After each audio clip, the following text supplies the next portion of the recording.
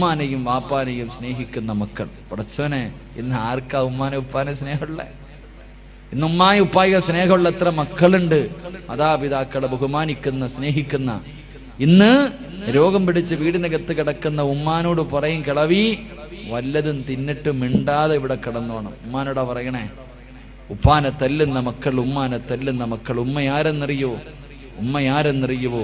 ഉമ്മയുടെ കാൽച്ചുവട്ടിലാണ് സ്വർഗം കിടക്കുന്നത് എന്ന് നബി മുഹമ്മദ് മുസ്തഫ.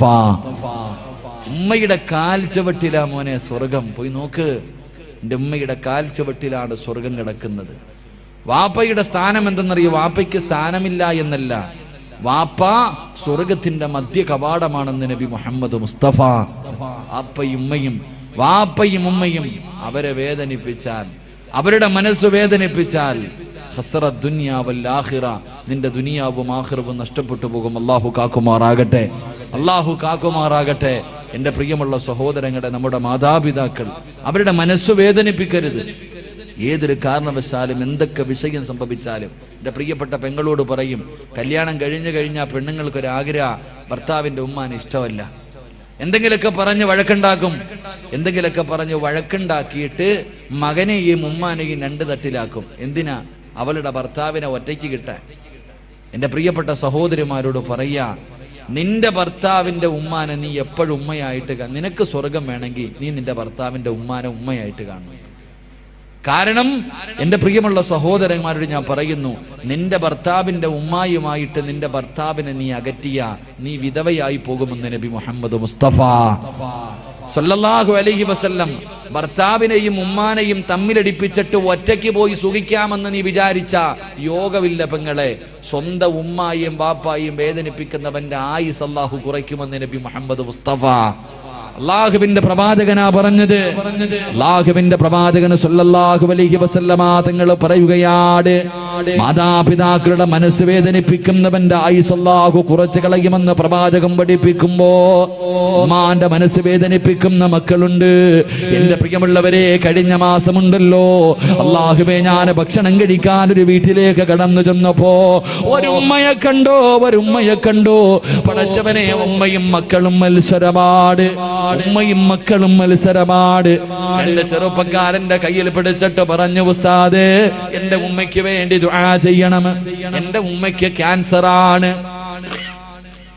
ഉമ്മയുടെ വയറിനകത്ത് മഴ എന്തോ വന്നിട്ട് കുടലിലോ എന്തോ ക്യാൻസറാ ഉമ്മയ്ക്ക് അറിയില്ല ഉസ്താദെ. ഉമ്മയ്ക്ക് വയറുവേദനയാണെന്നാ ഞങ്ങൾ പറയണത്. ഉമ്മയ്ക്ക് അത് അറിയാത്തത് കൊണ്ടാ ഉമ്മ ഇങ്ങനെ ചിരിച്ചും കളിച്ചും ഇരിക്കുന്നത്. ഞങ്ങൾ ആരും പറഞ്ഞിട്ടില്ല, ഞങ്ങൾ ആരെയും അറിയിച്ചിട്ടില്ല. അതുകൊണ്ട് ഉസ്താദ് ഞങ്ങളുടെ ഉമ്മയ്ക്ക് വേണ്ടി ദുആ ചെയ്യണേ. അല്ലാഹുവേ, ഞാൻ സന്തോഷിച്ചു. പടച്ചോനെ, ഇതുപോലെ രണ്ട് മക്കള്, ഉമ്മാനെ ഇത്രയും സ്നേഹിക്കുന്ന രണ്ട് മക്കള്. ഇറങ്ങാൻ സമയമായപ്പോ ഉമ്മ എന്നോട് പറഞ്ഞു, മോനെ, ഉസ്താദിനെ ഒന്ന് വിളിക്കെനിക്കൊന്ന് സംസാരിക്കണം. അല്ലാഹുവേ പടച്ചവനെ, ഞാൻ ഉമ്മയുടെ റൂമിനകത്തേക്ക് കയറി ചെന്നു. ഉമ്മ മക്കളോട് രണ്ടുപേരും പറഞ്ഞൊന്ന് വെളിയിൽ പോകാൻ. ഉമ്മയെന്ന് പറഞ്ഞ ആരെന്നറിയോ? പഠിച്ചോ. രണ്ട് മക്കളോടും വെളിയിൽ പോകാൻ പറഞ്ഞു. കഥകൊന്ന് അടയ്ക്കുമോനെ. ഞാൻ ആ ഉമ്മാന്റെ ചാരത്ത് പോയിരുന്നു. ക്യാൻസർ രോഗമല്ലേ, ഉമ്മായിക്ക് അറിയില്ലല്ലോ. ഞാൻ അടുത്ത് പോയിരുന്നപ്പോ ആ ഉമ്മ എന്നോട് പറയാ, ഉസ്താദേ, എനിക്ക് വേണ്ടി ഒന്ന് ദുആ ചെയ്യണം. എൻ്റെ മക്കൾക്ക് ബാധ്യതയായി കിടക്കാൻ എനിക്ക് ആഗ്രഹമില്ല. എനിക്ക് ക്യാൻസർ ആണെന്ന് എൻ്റെ മക്കൾക്ക് അറിയുന്നതിന് മുമ്പേ എനിക്കറിയാം ഉസ്താദേ. എന്നോട് പറയാ, എനിക്ക് ക്യാൻസർ ആണെന്ന് എന്റെ മക്കൾക്ക് അറിയുന്നതിന് മുമ്പേ എനിക്കറിയാം.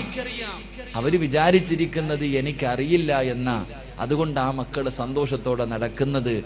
എനിക്ക് ക്യാൻസർ ആണെന്ന് ഞാൻ അറിഞ്ഞു എന്ന് എൻ്റെ മക്കൾ അറിഞ്ഞ അവരുടെ കണ്ണ് നിറയുമല്ലോ.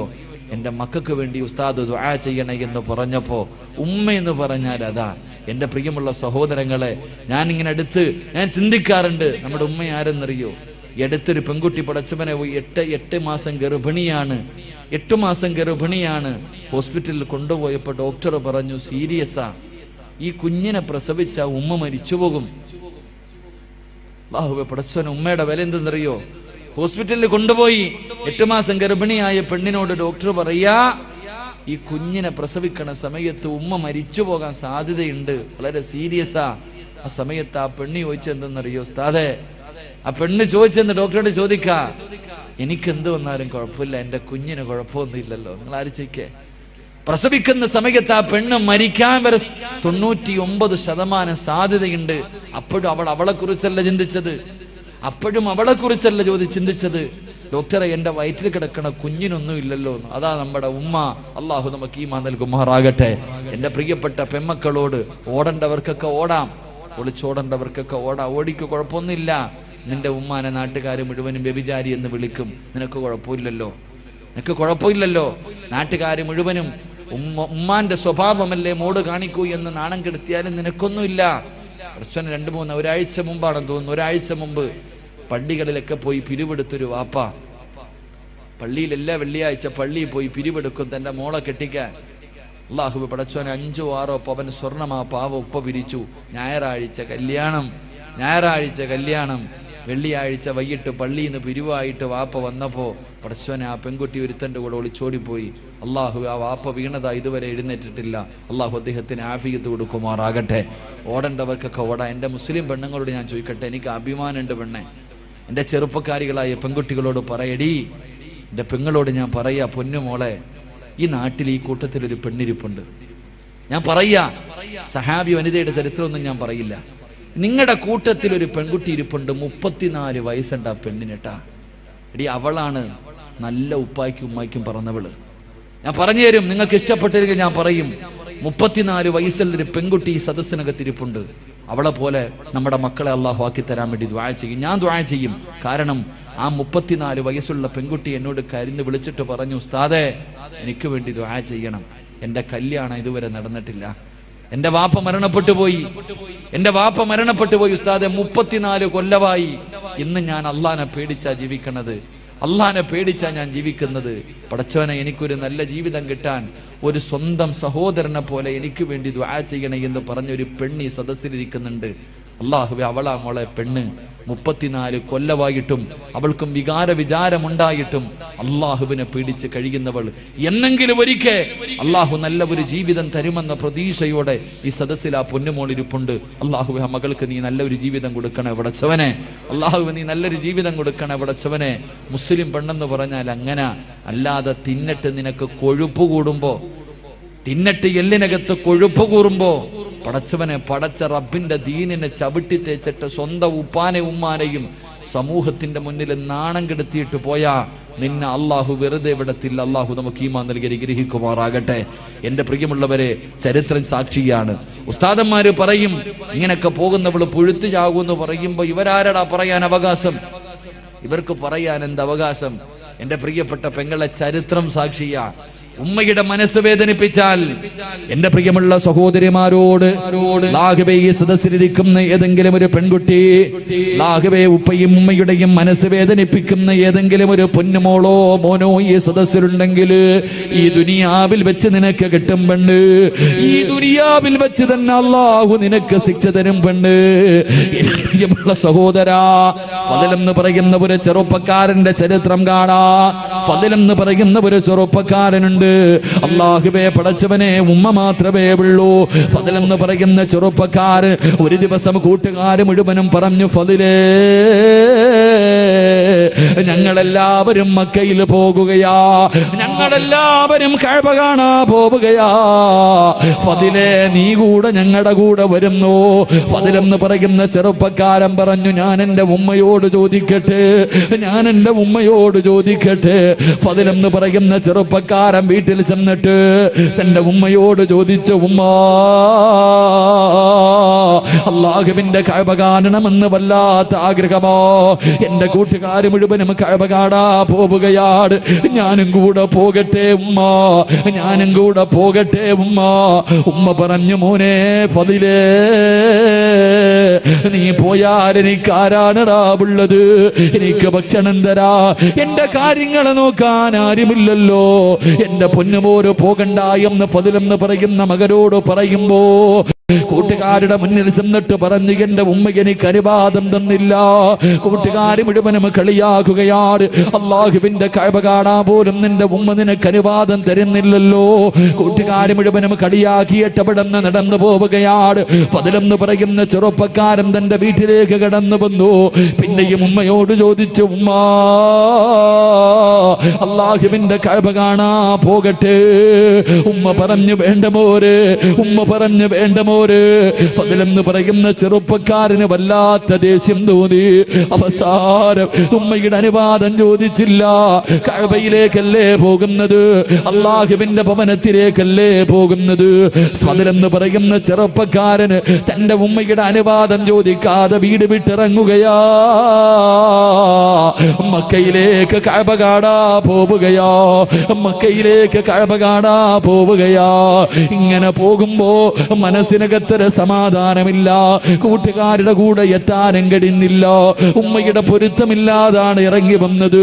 മനസമാധാനം കിട്ടാതെ വന്നപ്പോ അവിടെ നിന്ന് ചിന്തിച്ചു, അല്ലാ, ഒന്ന് രണ്ടരക്കത്ത് നിസ്കരിക്കാമല്ലോ പടച്ചവര്. നിസ്കരിച്ചാ മനസമാധാനം കിട്ടുമല്ലോ. ഫദ്ലെന്ന് പറയുന്ന ചെറുപ്പക്കാരന് ഒളിവെടുത്തിട്ട് പള്ളിക്കകത്ത് കയറിയിട്ട് രണ്ടരക്കത്ത് നിസ്കരിക്കുകയോ. നിസ്കാരം കഴിഞ്ഞിട്ട് വെളിയിലേക്ക് ഇറങ്ങുമ്പോ നാട്ടുകാര് മുഴുവനും പള്ളിയിലേക്ക് ഓടി വരികയാണ്. കാരണം എന്തെന്നറിയുമോ? ആ നാട്ടിൽ വലിയ ഒരു മോഷണം നടന്നു. കള്ളനോടിയത് പള്ളിയുടെ ഭാഗത്തേക്കാട്. ഫദ്ലെന്ന് പറയുന്ന ചെറുപ്പക്കാരനാണ് കള്ളനെന്ന് കരുതിയിട്ട് നാട്ടുകാര് മുഴുവനും തല്ലുകയോ, കൈകാല് കെട്ടുകയാണ്. എന്നിട്ട് എന്തേ ചെയ്തതെന്നറിയുമോ? ഇവന് ഒരിക്കലും മോഷ്ടിക്കാൻ പാടില്ല. ഇനി ഒരിക്കലും ഇവന് മോഷ്ടിക്കാൻ പാടില്ല. രണ്ട് കൈയും വെട്ടിമുറിക്കുകയാ, രണ്ട് കാലും വെട്ടിമുറിക്കുകയാ, രണ്ട് കണ്ണും ചൂടുന്നെടുക്കുകയോ. ഇവന് ഒരിക്കലും ഇനി മോഷണം നടത്താൻ പാടില്ല. അവന്റെ കണ്ണ് ചൂടുന്നെടുത്തു, കൈകാലുകളെ വെട്ടിമുറിച്ചു. എന്നിട്ടൊരു കമ്പിന്റെ മുകളിൽ കെട്ടിയിട്ട് ഇങ്ങനെ കൊണ്ടുപോകുമ്പോ ജനങ്ങൾ വിളിച്ചു, കള്ളാ. എല്ലാവരും കള്ള എന്ന് വിളിച്ച് കളിയാക്കുമ്പോ പറയുന്ന ചെറുപ്പക്കാർ, ഫദ്ലെന്ന് പറയുന്ന ചെറുപ്പക്കാർ അവിടെ നിന്ന് കരഞ്ഞുകൊണ്ട് വിളിച്ചു പറഞ്ഞു, എന്നെ കള്ള എന്ന് വിളിക്കല്ലേ, എന്നെ കള്ള എന്ന് വിളിക്കല്ലേ. ഞാൻ കള്ളരല്ല. എന്റെ ഉമ്മയുടെ മനസ്സ് വേദനിപ്പിച്ചത് അല്ലാഹു എനിക്ക് തന്ന ശിക്ഷയാ. എന്റെ ഉമ്മയുടെ മനസ്സ് വേദനിപ്പിച്ചതൊരു പടച്ചറപ്പ് എനിക്ക് തന്ന ശിക്ഷയാ. എന്റെ പെങ്ങള് അവസാനം കൊണ്ടുവന്ന് മരുഭൂമിയിൽ വലിച്ചെറിയുകയോ. അവിടെ നിന്ന് മരണത്തോട് മല്ലടിക്കുമ്പോ ഫദ്ലെന്ന് പറയുന്ന ചെറുപ്പക്കാരൻ ആ മരുഭൂമിയിൽ കിടന്ന് യാചിക്കുന്നു, ആരെങ്കിലും എന്റെ ഉമ്മയുടെ മുന്നിലൊന്ന് കൊണ്ടുപോകുവോ? മരിക്കുന്നതിന് മുമ്പ് എന്റെ ഉമ്മയുടെ വീടിന്റെ മുന്നിൽ എന്നെ ഒന്ന് കൊണ്ടുപോകുവോ? ഒന്ന് പൊരുത്തം ചോദിക്കാരാ, എന്റെ ഉമ്മയോടൊന്ന് പൊരുത്തം ചോദിക്കാരാ. മരണത്തിന്റെ വേളയിൽ പടച്ചവരെ വടിയിൽ കിടന്ന് യാചിക്കുന്നത് കണ്ടപ്പോ ഏതോ യാത്രക്കാര് പറഞ്ഞ അടയാളം വെച്ചൊരു വീടിന്റെ മുന്നിൽ കൊണ്ടുവന്ന് വെക്കുകയാണ്. വീടിന്റെ മുന്നിൽ കൊണ്ടുവച്ചു. പടച്ചറപ്പേ, വാതില് തുറന്നിട്ടൊരു ഉമ്മ ഇറങ്ങി വരികയാണ്. ആ യാത്രക്കാര് ചോദിച്ചു, ഉമ്മ, ഈ കിടക്കുന്ന ചെറുപ്പക്കാരനെ അറിയുമോ ഉമ്മ? ഈ ചെറുപ്പക്കാരനെ അറിയുമോ ഉമ്മ? ആ ഉമ്മ നോക്കുമ്പോ കൈയില്ലാതെ, കണ്ണില്ലാതെ, കാലില്ലാതെ രക്തത്തിൽ കുളിച്ച് കിടക്കുന്നവരെ ചെറുപ്പക്കാരൻ ആരാണെന്നറിയുന്നില്ല. ആ ഉമ്മ പറഞ്ഞു, മക്കളെ, ഇതാരാണെന്ന് എനിക്കറിയില്ല എന്ന് പറയുമ്പോ തന്റെ പ്രിയപ്പെട്ട ഉമ്മയുടെ ശബ്ദം കേൾക്കുമ്പോ ഫദ്ല് വിളിക്കുന്നു, ഉമ്മ. ഞാനാണുമ്മ, ഞാനാണുമ്മ. ഉമ്മയുടെ മനസ്സ് വേദനിപ്പിച്ചിട്ട് മക്കയിലേക്ക് പോയ ഫളിലാ ഉമ്മോ. എനിക്കല്ലാഹു ഈ ദുനിയാവിൽ വെച്ച് തന്നെ ശിക്ഷ തന്നു എന്ന് പറയുമ്പോ എന്റെ പ്രിയപ്പെട്ട പെങ്ങള്, ഉമ്മയുടെ മനസ്സ് വേദനിപ്പിച്ചിട്ട് ഒളിച്ചോടിയവളല്ല, കണ്ടവന്റെ കൂടെ പോയവളല്ല, സിനിമയ്ക്ക് പോയവളല്ല, കറങ്ങാൻ പോയവളല്ല, കളിക്കാൻ പോയവളല്ല. അല്ലാഹുവിന്റെ വിശുദ്ധമായ കഅബ കാണാൻ പോയ ഒരു മകന് അല്ലാഹു ദുനിയാവിൽ വെച്ച് തന്നെ ഇങ്ങനെ ഒരു ശിക്ഷ കൊടുത്തു എന്ന് പ്രവാചകം പഠിപ്പിക്കുമ്പോ ഇനി പറപെങ്ങള് രക്ഷപ്പെടുവോ മോള്, രക്ഷപ്പെടുവോ മോള്? വാപ്പയുടെയും ഉമ്മയുടെയും കണ്ണ് നിറയിപ്പിക്കുന്ന ചെറുപ്പക്കാരാ, എന്റെ പ്രിയപ്പെട്ട പെങ്ങള്, വല്ലാഹി സത്യം രക്ഷപ്പെടൂല മോള്, വല്ലാഹി സത്യം ഒരു കാലത്തും രക്ഷപ്പെടൂല. അതുകൊണ്ട് എന്റെ പ്രിയമുള്ളവരോട് പറയുകയാ, മാതാപിതാക്കളെ സ്നേഹിക്കണേ. ഉമ്മയുടെ കാൽച്ചുവട്ടിലാ സ്വർഗം കിടക്കുന്നത്, ഉമ്മയുടെ കാൽച്ചുവട്ടിലാ സ്വർഗം കിടക്കുന്നത്. അല്ലാഹുവേ, എന്റെ പ്രിയപ്പെട്ടവരെ, നമ്മുടെ മാതാപിതാക്കള് സ്വന്തം ഉമ്മാനെ ചീത്ത വിളിക്കുന്നവരുണ്ട്, ഉമ്മാനെ ചീത്ത വിളിക്കുന്നവരുണ്ട്, തല്ലുന്നവരുണ്ട്, ഉമ്മാനെ വഴക്ക് പറയുന്ന മക്കളുണ്ട്. എന്റെ പ്രിയപ്പെട്ട ചെറുപ്പക്കാരാ, അങ്ങനെ കഴിയുന്നടാ. ഇന്ന് ലക്ഷങ്ങൾ മുടക്കിയിട്ട്, ഇന്ന് ലക്ഷങ്ങളെ ചെലവഴിച്ചിട്ട് നിന്നെ ഒരു മനോഹരമായ വീട് കെട്ടി, നീ ഒരു മനോഹരമായ വീട് കെട്ടി, ആ വീടിനകത്ത് സുഖമില്ല, രോഗം പിടിച്ച് കിടക്കുന്ന നിന്റെ ഉമ്മയൊന്ന് കാർക്കിച്ചു തുപ്പിയാൽ, രോഗം പിടിച്ച് ബോധമില്ലാതെ കിടക്കുന്ന ഉമ്മ നിന്റെ വീടിന്റെ ബെഡ്റൂമിനകത്തൊന്ന് മൂത്രമൊഴിച്ചാൽ, അല്ലാഹുവേ, മാന വഴക്ക് പറയുന്ന മക്കളുണ്ടല്ലോ, മാന ചീത്ത വിളിക്കുന്ന മക്കളുണ്ടല്ലോ. എടാ, നിന്റെ വീടിന്റെ ബെഡ്റൂമിനകത്ത് നിന്റെ ഉമ്മയൊന്ന് തുപ്പിയപ്പോ നിനക്ക് സഹിച്ചില്ലല്ലോ. നിന്റെ ഉമ്മയൊന്ന് ബെഡിൽ മൂത്രമടിച്ചപ്പോ അറിഞ്ഞുകൊണ്ടല്ലോ, അറിയാതെ അല്ലേ പോരെ. ആ പാവങ്ങൾ അങ്ങനെ ഒന്ന് വിസർജനം നടത്തിയപ്പോ നിന്റെ ഉമ്മാനെ വഴക്ക് പറയുന്ന ചെറുപ്പക്കാരാ, നീ എവിടെ കിടന്നാടാ മൂത്രമൊഴിച്ചതെന്നറിയോ? നീ എവിടെ കിടന്നാണ് മൂത്രമൊഴിച്ചതെന്നറിയോ? ഉമ്മാന്റെ നെഞ്ചത്ത് കിടന്ന് നീ എത്ര പ്രാവശ്യം മൂത്രമൊഴിച്ചടാ? നിന്റെ ഉമ്മ ബെഡിലല്ലേ കഴുകിയാ പോകുമല്ലോ. നീ ഉമ്മയുടെ ശരീരത്ത് കിടന്ന് വിസർജനം നടത്തിയില്ലേ? നീ നിന്റെ ഉമ്മ നിന്റെ വീട്ടിലെന്ന് തുപ്പിയപ്പോ നിനക്ക് വല്ലാത്ത ദേഷ്യം വന്നു. എത്ര പ്രാവശ്യം നിന്റെ ഉമ്മയുടെ മുഖത്തുകൂടെ നീ ഛർദിച്ചടാ? ഉമ്മ വഴക്ക് പറഞ്ഞില്ലല്ലോ, സ്നേഹത്തോടെ കെട്ടിപ്പിടിച്ചതല്ലാതെ നിന്റെ ഉമ്മ ഇന്ന് വരെ നിന്നോടൊന്ന് ദേഷ്യപ്പെട്ടിട്ടുണ്ടോ? ഒരു വഴക്ക് പറഞ്ഞിട്ടുണ്ടോ? ആ പാവപ്പെട്ട ഉമ്മയുടെ ഇന്നത്തെ അവസ്ഥ എന്ത് ചെറുപ്പക്കാരാ? മോനെ, എങ്ങനെ കഴിയുന്നു ചെറുപ്പക്കാരാ? എത്ര വേദന സഹിച്ചിട്ടുണ്ടാകും മോര്. 9.5 മാസക്കാലം ആ ഉമ്മയല്ലേടാ വയറ്റത്ത് ചുമന്നുകൊണ്ട് നടന്നത്. ഒന്ന് ഭക്ഷണം കഴിക്കാൻ കഴിയില്ലല്ലോ, ഒന്ന് നടക്കാൻ കഴിയില്ലല്ലോ, ഒന്ന് കിടക്കാൻ കഴിയില്ലല്ലോ. പടച്ചിറപ്പേ, 9.5 മാസക്കാലം നിന്നെ വയറ്റിൽ ചുമന്നുകൊണ്ട് നടന്നു. മരണവേദനയുടെ വേദനയിൽ നിന്ന് പ്രസവിച്ചു. നിന്നെ പാല് തന്നിട്ട് നിന്നെ ഇത്രയും കൊല്ലം പോറ്റി പടത്തിയില്ലേടാ? നിനക്കെങ്ങനെയാ നിന്റെ ഉമ്മയുടെ മനസ്സ് വേദനിപ്പിക്കാൻ കഴിയുന്നത്? വാപ്പയെ വേദനിപ്പിക്കാൻ കഴിയുന്നത്? കുത്തുവാക്ക് പറയാൻ കഴിയുന്നത്? എന്റെ പ്രിയമുള്ള ചെറുപ്പക്കാരാ, ഉമ്മയെ സ്നേഹിക്കുമോരെ, വാപ്പയെ സ്നേഹിക്കുമോരെ. അവര് മരിക്കുന്ന കാലം വരെ നോക്കിയാ പോര്. അവരുടെ പൊരുത്തമില്ലെങ്കിൽ നിനക്ക് രക്ഷപ്പെടാൻ കഴിയില്ല ചെറുപ്പക്കാരാ. അല്ലാഹുവേ, ഉമ്മയ്ക്ക് അല്ലാഹുവേ, പടച്ചവനെ, ഞങ്ങളുടെ ജീവിച്ചിരിക്കുന്ന മാതാപിതാക്കൾക്ക് നീ ആഫിയത്തും ദീർഘായുസ്സും നൽകണേ അല്ലാ. അല്ലാഹുവേ, പടച്ചവരെ, രോഗം പിടിച്ചിട്ട് വേദന സഹിക്കാൻ കഴിയാതെ വീടിനകത്ത് കിടന്ന് കരയുന്നത് കാണേണ്ട അവസ്ഥ തരല്ലേ അല്ലാ. അല്ലാഹുവേ, മരണപ്പെട്ടു പോയി ഞങ്ങളുടെ വാപ്പയുടെയും ഉമ്മയുടെയും ഖബർ നീ സ്വർഗ്ഗ പൂങ്കാവനമാക്കണേ അല്ലാ. അവരുടെ ഖബർ വിശാലമാക്കണേ റബ്ബേ.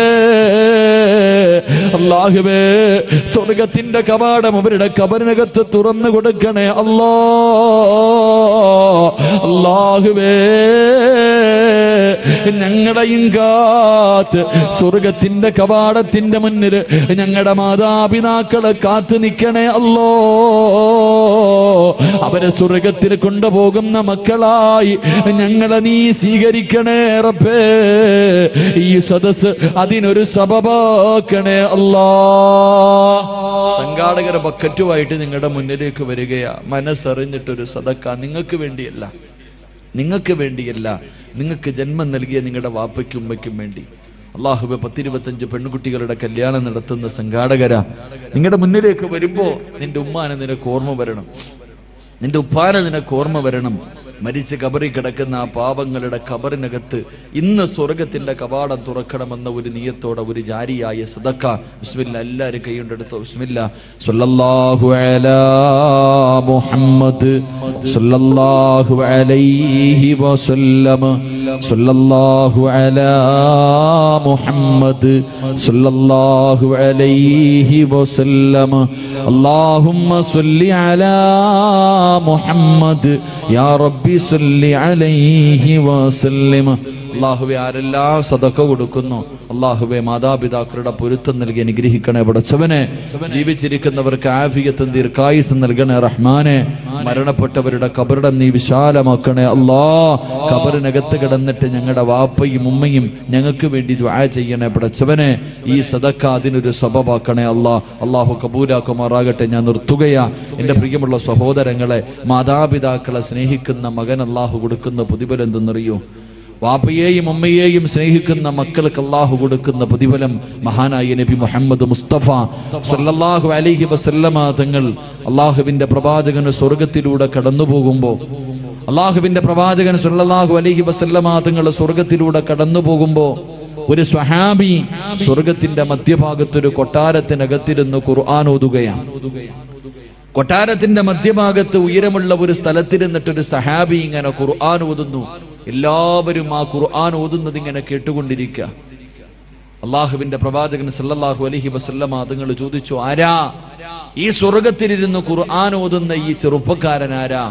അവിടെ നിന്ന് പറഞ്ഞു കൊടുത്തു മഹാനായി നബി സല്ലല്ലാഹു അലൈഹി വസല്ലമ തങ്ങൾ. ആയിഷാ ബീബി റളിയല്ലാഹു തആല അൻഹയുടെ ചരിത്രം പറഞ്ഞു കൊടുക്കുമ്പോൾ ആയിഷാ ബീബി റളിയല്ലാഹു തആല അൻഹ ചോദിച്ചു, ആരാ നബിയേ സ്വർഗത്തിലിരുന്ന് ഖുർആൻ ഓതുന്ന ചെറുപ്പക്കാരൻ ആടാ? അവിടെ നിന്ന് പറഞ്ഞു, ഹാരിസ് ഇബ്നു നുഅ്മാൻ റളിയല്ലാഹു തആല അൻഹു. ഹാരിസ് ഇബ്നു നുഅ്മാൻ എന്ന് പറയുന്ന ചെറുപ്പക്കാരനാ. ഈ പ്രതിഫലം കിട്ടാനുള്ള കാരണം തന്റെ ഉമ്മയെ സ്നേഹിച്ചതിനുള്ള പ്രതിഫലമാണെന്ന് നബി മുഹമ്മദ് മുസ്തഫ സല്ലല്ലാഹു. സ്വർഗത്തിലിരുന്ന് ഖുർആൻ ഓതാൻ പറ്റുന്ന സ്വർഗത്തിലെ ഉയർന്ന പദവി അല്ലാഹു നൽകും. അല്ലാഹു നൽകി അനുഗ്രഹിക്കുമാറാകട്ടെ. അതുകൊണ്ട് എൻ്റെ പ്രിയപ്പെട്ട സഹോദരങ്ങളോട് സഹോദരിമാരോട് നമ്മുടെ ഉമ്മാനെയും ഉപ്പാനെയും ഒരു കാലത്തും അവരുടെ മനസ്സ് വേദനിപ്പിക്കരുത്. അവരുടെ കണ്ണ് നിറയുന്ന ഒന്നും ചെയ്യാൻ പാടില്ല. അവർ നമ്മളെ എന്തൊക്കെ ചെയ്താലും എത്ര തല്ലിയാലും, ചില ചെറുപ്പക്കാർ ചോദിക്കും, ഉമ്മയുടെ സ്വഭാവം വളരെ മോശമാ ഉസ്താദെ, എന്ത് ചെയ്യാനാ? എന്ത് ചെയ്താലും നമ്മുടെ ഉമ്മ തന്നെയാണ്. ഉമ്മയ്ക്ക് പകരം വെക്കാൻ ഒന്നും കഴിയില്ല. അള്ളാഹു നമ്മുടെ ഉമ്മയ്ക്ക് ദീർഘായുസ് നൽകി അനുഗ്രഹിക്കുമാറാകട്ടെ. നമ്മുടെ ഉമ്മയ്ക്ക് എല്ലാവർക്കും ഉമ്മയോട് വല്ലാത്ത സ്നേഹമാ. എൻ്റെ പ്രിയപ്പെട്ട സഹോദരിമാരോട്, എൻ്റെ പ്രിയപ്പെട്ട സഹോദരങ്ങളോട്, എൻ്റെ പ്രിയപ്പെട്ട കൊച്ചുമക്കളോട്, എൻ്റെ പ്രിയപ്പെട്ട ഉമ്മമാരോട് പറയുക, നിങ്ങളുടെ മക്കൾ വഴിപിടയ്ക്കാനുള്ള കാരണം നിങ്ങൾ തന്നെയാണ്. നിങ്ങളുടെ അടുത്ത് ഞാൻ വയലിന് വന്നപ്പോൾ ഒരു കുട്ടിയെ വളർത്താനുള്ള വഴികൾ മുഴുവനും ഞാൻ പറഞ്ഞു തന്നു. അവിടെ നിന്ന് 10 മണിക്ക് വയൽ അവസാനിപ്പിക്കേണ്ടി വന്നു. എങ്ങനെ ആദ്യം ദുആ ചെയ്യണം, നല്ല പെണ്ണിന്റെ വയറ്റിലെ നല്ല മക്കൾ പിറക്കൂ. വിവാഹത്തിന് മുമ്പുള്ള കുറേ കാര്യങ്ങൾ പറഞ്ഞു. പ്രസവം വരെ ഞാൻ പറഞ്ഞിട്ടാണ് നിർത്തിയത്. പക്ഷെ ഒരു കാര്യം പറയാനുള്ള സമയം അവിടെ കിട്ടിയില്ല. എൻ്റെ പ്രിയമുള്ള സഹോദരങ്ങളെ, ഈ അടുത്തുള്ള കാര്യങ്ങൾ നിങ്ങൾ ചിന്തിച്ചു നോക്ക്.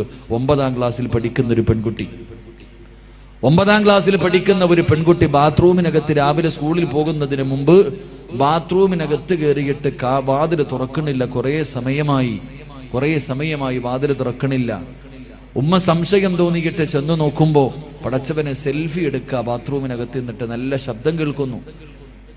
വാതിലുമ്മ ചവിട്ടി തുറന്നു. തെള്ളി തുറന്നകത്തേക്ക് കയറിയപ്പോ 9ാം ക്ലാസ്സിൽ പഠിക്കുന്ന മകള് ശരീരത്തിൽ ഒരു നൂൽ ബന്ധം പോലും ഇല്ലാതെ സെൽഫി എടുത്തുകൊണ്ടിരിക്കുക. സ്വന്തം ചിത്രം, സ്വന്തം ഫോട്ടോ ഇങ്ങനെ മൊബൈലിൽ പകർത്തുന്നു. ഉമ്മ തന്റെ പൊന്നുമോളെ ഒരുപാട് തല്ലി. അവസാനം ഉമ്മയ്ക്ക് സങ്കടം വന്നു. മകളോട് ചോദിച്ചു, ആർക്ക് വേണ്ടിയാ മോളെ നീ ഈ ഫോട്ടോ എടുത്തത്? ആ സമയത്ത് 9ാം ക്ലാസ്സിൽ പഠിക്കുന്ന മകള് പറഞ്ഞു കൊടുത്തൊരു മറുപടിയുണ്ട്. എൻ്റെ ക്ലാസ്സിൽ 33 കുട്ടികൾ പഠിക്കുന്നുണ്ട്. ആ 33 പെൺകുട്ടികളിൽ 26 പേരും അവരുടെ നഗ്നചിത്രം എടുത്തുകൊണ്ടുവന്ന് കൂട്ടുകാരെ മുഴുവനും കാണിച്ചു. ഇന്ന് കൊണ്ടുപോകേണ്ടത് ഞാനാ, എൻ്റെ കൂട്ടുകാരെ കാണിക്കാൻ വേണ്ടിയാണ് ഞാൻ ഇതെടുത്തത് എന്ന് ആ പൊന്നുമോള് പറയുമ്പോൾ, എൻ്റെ പ്രിയമുള്ളവരെ, ഇന്നത്തെ മക്കളുടെ അവസ്ഥ എവിടെ എത്തി നിൽക്കുന്നു? കാസർഗോഡ് ജില്ലയിൽ 31 വയസ്സുള്ള ഒരു സഹോദരി പെട്ടെന്ന് ഗർഭിണിയായി. ഭർത്താവ് ഗൾഫിൽ പോയിട്ട് 1.5 കൊല്ലമായി. എങ്ങനെയാണ് ഗർഭിണിയായതെന്നറിയില്ല. ഭർത്താവ് ഗൾഫിൽ പോയി ആകെ വിഷയമായി. അവസാനം ആ പെണ്ണ് അള്ളാഹുവിന്റെ ഖുർആൻ എടുത്ത് സത്യം ചെയ്തിട്ട് പറഞ്ഞു, എൻ്റെ ഭർത്താവല്ലാതെ എൻ്റെ ശരീരത്തിൽ ആരും തൊട്ടിട്ടില്ല, എൻ്റെ ഭർത്താവല്ലാതെ ഒരാളും എൻ്റെ ശരീരത്ത് തൊട്ടിട്ടില്ല, പിന്നെ എങ്ങനെ ഗർഭിണിയായി? കിടന്നുറങ്ങുമ്പോൾ നല്ലതുപോലെ സൂക്ഷിക്കാനാ നിനക്കിത് പറയണേ. ഇന്ന് മുതൽ കിടന്നുറങ്ങുമ്പോൾ നീ നല്ലതുപോലെ ആലോചിക്കണം. വീട്ടിലെ മക്കളുണ്ടെങ്കിൽ സൂക്ഷിക്കണം. ഈ ഉമ്മ അള്ളാഹുവേ എങ്ങനെ ഗർഭിണിയായി എന്നറിയില്ല. +1 പഠിക്കുന്നൊരു മകനുണ്ട്, 10ലോ +1ലോ പഠിക്കുന്നൊരു മകൻ. ഈ മകന്റെ സ്വഭാവത്തിൽ ഒരു മാറ്റം കണ്ടപ്പോ ആരോ കൊണ്ടുപോയി ഒരു കൗൺസിലിംഗ് നടത്തിയപ്പോ ആ മകൻ പറഞ്ഞു, എൻ്റെ ഉമ്മയുടെ വയറ്റിൽ കിടക്കണ കുഞ്ഞിന്റെ തന്ത ഞാനാണെന്ന്. അള്ളാഹു നമ്മളെ കാക്കുമാറാകട്ടെ. സ്വന്തം ഉമ്മയ്ക്ക് മയക്കുമരുന്ന് കൊടുത്തിട്ട് ഈ മകനാണ് ഈ പണി ഒപ്പിച്ചതെങ്കിൽ, എൻ്റെ പ്രിയമുള്ള സഹോദരങ്ങളെ, എന്തുകൊണ്ടാണ് നമ്മുടെ മക്കൾ ഇങ്ങനെ ആകുന്നത്? എല്ലാ വാപ്പമാർക്കും പരാതിയാ, ഉസ്താദെ ഞാൻ പറഞ്ഞ അനുസരിക്കില്ല, മുടിവെട്ടുന്നില്ല, അവൻ നിസ്കരിക്കുന്നില്ല, ഖുർആൻ ഓതുന്നില്ല, എത്ര നല്ല കാര്യം പറഞ്ഞാലും ചെയ്യണില്ല, അവൻ എന്നെ ചീത്ത വിളിക്കുന്നു, എന്നെ ബഹുമാനിക്കുന്നില്ല, പരാതി പറയുന്നല്ലോ. എന്തേ അതിന്റെ കാരണമെന്നറിയൂ?